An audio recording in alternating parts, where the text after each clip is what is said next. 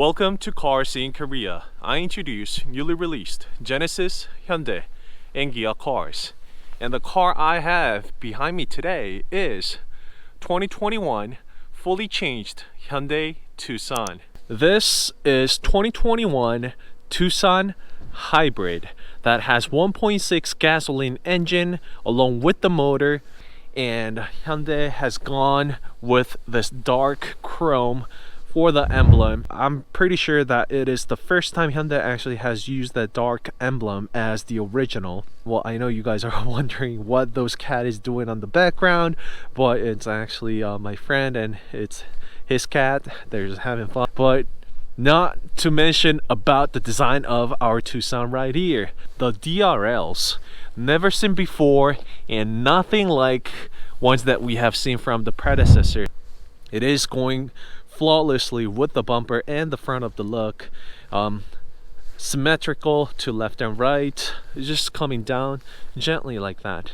And for those wondering, the headlights are right down there, and also I'll be putting in some of the night scene for the DRL. The DRL beautifully turning into an elegant design, as well as those headlights there. When you make the maneuvers to your left and to your right, those extra light underneath would actually light up whichever the direction that you are turning the steering wheel to.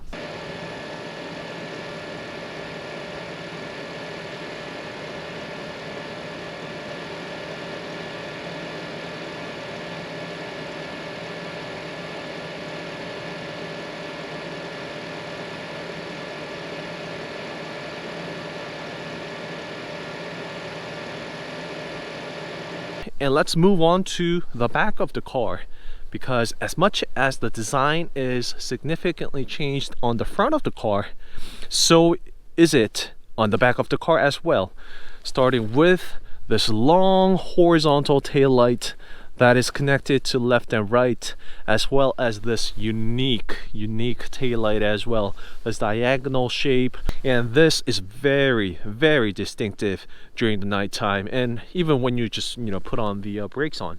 So with that dark chrome emblem on the front also, and guess what, this is not actually an emblem physical one, but rather, there you go, nothing on here, but with a design, it kind of fools your eye, making it look like just a typical Hyundai emblem on the back. And also definitely distinctive is the profile of this car. Let me give you one angle from the sides like that. We have seen it exactly from Elantra CN7. They have named it a parametric design. This is more like an upscale of Elantra CN7 version, or put that into a CUV or SUV.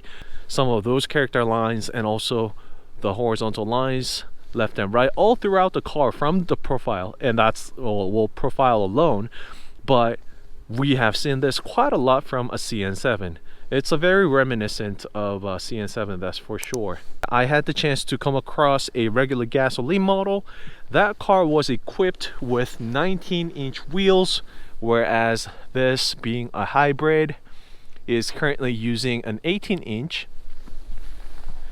235/60 18 all around. I just really want to show you before I lose the sun. The interior color is wrapped and finished around in this dark bluish color, and they are called Indigo blue. And my video is not doing the justice picking up the beautiful color that this indigo blue is showing. Here we are, also finished in this nice leather. Also the dashboard and the color theme is carried out all throughout, both on the front and the second row seats as well. Well, I'm not a number person, so I kind of have to see things in person to get the actual size of the car, and I'll give you a translation on that, and that means that it's much bigger than its predecessor. Speaking of the numbers alone, You know, the car is definitely bigger than the predecessor. It's almost as big as a Santa Fe, and that's with the help of a brand new chassis that's been used on this car. The trunk is much bigger as well. Here is the hidden button right there. Just gently press it once, or of course you can do so with your key fob as well right there. And just check this out. That indigo blue, this gentle deep bluish color is wrapped all around, even on these plastic pieces, and that is just you know, going flawlessly with the interior as well. So this is the trunk compartment. Let's just put that there for a sec. And underneath is another extra space where you could actually lower it like that, and there you go. Now we get the hidden space. I took off the top lid, and this is what we see. The tire mobility kit. Probably that's what the silicone and the sealant is. And once we lift up this styrofoam tray, that is the bottom of the car trunk compartment, and this is the extra battery for the built-in camera.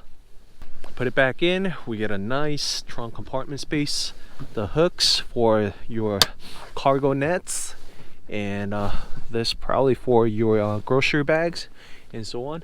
And also there is a screen, which I am not provided with this car, but here. And also check this out, just like that. I can fold the second row seats from the trunk compartment just like that. And let's finish up the rest of the work.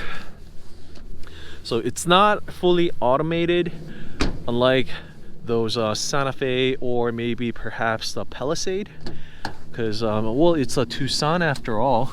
Some of them, and yep, just push it down and it would lock like that. And that's with the second rows fully folded. And because of this car being a hybrid, there's a little bit of a hump right there, and so this is not fully flat, where the second row seat would be literally fully flat in comparison, in combination with the trunk compartment space. However, when the second row seats are folded, of course it has enough of a space to sleep in your car if you need to, if you want to. A lot of people here in Korea go on a camping, they bring over their car, and you know, they just spend their leisure time, you know, having fun nearby the mother nature, and they sleep in the car having some fun. All right, so that hump is there because this car is a hybrid, just so you know. When the car is a gasoline model, there is no hump whatsoever. And let me show you how big this car is. My friend over here is about 180 meters tall, 180 centimeters tall, 1.8 meters, and see, just like that. Plenty of space, not bad at all. All right, thank you. And this automated trunk can be closed with a push of a button. The angle that the second row provides, it's almost tilted all the way back like that. And another amazing feature here is this outlet. Guess what that is for? That's for the seatbelt clip. You can stick it in here like that, and that won't be in the way when the second row seats are getting folded like that. So nothing, not a rocket science, but some very amazing paying attention to fine details like this, and so it doesn't get in the way going back and down like that. And I don't think I've seen that on any other car. I think it's Tucson is the first one to get started with. All right, so I am now in the second row seats, just the typical vents. Nice thing, you don't have to fight over for the charger ports, and also the automated sliders. I mentioned this almost pretty much in all my videos, but it's really useful and handy when you have a baby sitting on the second back of the seats. Both to left and right, just like that. That design is carried out all throughout continuously and giving it a very flush look. And this panoramic sunroof is gigantic. I'm sitting on the second row seat right behind the driver's seats, and this roof is actually carried all the way up to my top of my head, all the way up to here. So I get that beautiful view all the way up here in the second row seats as well. And when I open it up, it gets pushed back to this much, and it provides quite a lot of a roomy space. And a little bit of a downside, if I were to point out, is that maybe perhaps this portion is too thick. You know, if there was more space, more panoramic sunroof all the way up to maybe perhaps somewhere here, it would be better. I mean, bigger the sunroof, the better it is. However, probably because of the safety issues or maybe the rigidness of the car, all that, you know, probably it's better for the safety this way. Second rows have the heated seats as well, equipped with a very deep cup holder. One here, and this is not a cup holder, but a little bit of an inlet. Let's check what's underneath the hood. And check out the layout of the engine and the motor, left and right. I really like how Hyundai laid out these parts within the engine bay. Here we see where the suspensions go. Again, close up looks of the motor. And well, this is pretty much as sophisticated as a hybrid would get. As we all know, the technology with hybrid and internal combustion engine is top notch. We're probably living in the very last era of such cars. The trend is definitely moving geared more towards the electric vehicles starting, and Hyundai is all prepared for that as well. I will soon be reviewing electric cars built from the EGMP platform that I have reviewed as well. And I am starting to lose the sunlight here, so kind of want to show you that early night look of Tucson with phantom black exterior once more. Here the DRL and the headlights are right there, is how it is look like during this nighttime. And again, overall, at first I thought this design was a little too much, like because it's something that we've never seen before and nothing that we have ever seen on a Tucson. But this 2021 all new Tucson is just a brand new car of its own, starting from the size as we have mentioned, and also this design that we have seen from Elantra CN7 being the parametric design, and also, oh well, let's come back again, this parametric jewel pattern that is flawlessly fitting with front of the grille. And once again, one more thing, that dark chrome finish on Hyundai emblem, I love it. And also some of the patterns seen on the wheels as well. But going back around the car, my personal favorite, the tail light, the horizontal line that connects all the way from left to right, as well as this unique design uniquely to Tucson. I really hope to see this design continue and carry down to be a heritage of the car.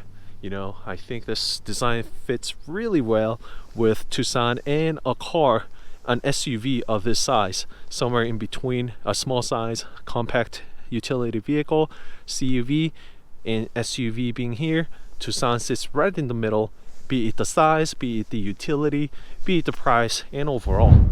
To remote control your car, make sure your car is locked and you're close to your car, and press hold the very last button.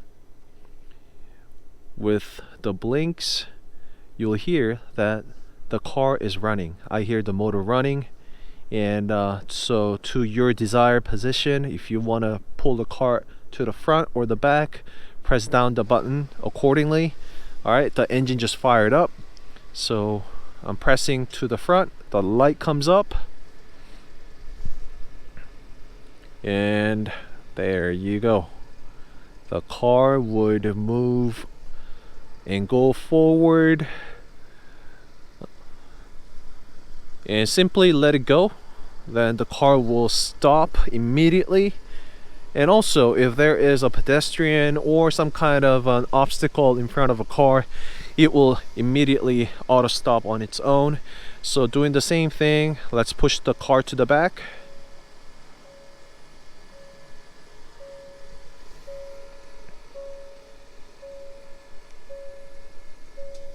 No problem. So just like that. So when you're done with pulling and pushing the car out, let's say this is your desired parking position, then just simply press hold button again. Then with just like that, the car turns off. The car is all complete.